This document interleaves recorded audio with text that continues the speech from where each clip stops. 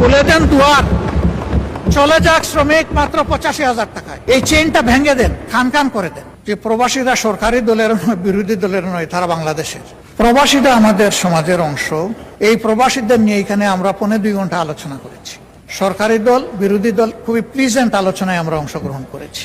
কিন্তু এই বাজেটে প্রবাসীদেরকে আস্থায় আনার, সম্মানিত করার বিশেষ কোনো উদ্যোগ আমার কাছে আমি লক্ষ্য করিনি। সেই আলোচনায় আমরা একটা প্রস্তাব দিয়েছিলাম যে প্রবাসীরা সরকারি দল খুলে দেন দুয়ার, চলে যাক শ্রমিক মাত্র 85,000 টাকায়। এই চেইনটা ভেঙে দেন, খান খান করে দেন। যে প্রবাসীরা সরকারি দলের নয়, বিরোধী দলের নয়, তারা বাংলাদেশের। প্রবাসীরা আমাদের সমাজের অংশ। এই প্রবাসীদের নিয়ে এখানে আমরা 2.25 ঘন্টা আলোচনা করেছি। সরকারি দল, বিরোধী দল, খুবই প্লিজেন্ট আলোচনায় আমরা অংশগ্রহণ করেছি।